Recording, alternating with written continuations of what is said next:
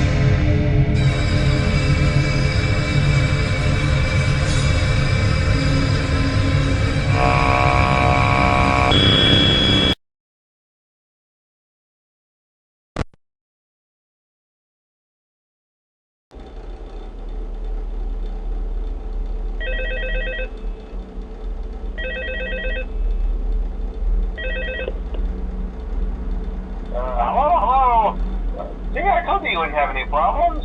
Did Foxy ever appear in the hallway? Probably not. I was just curious.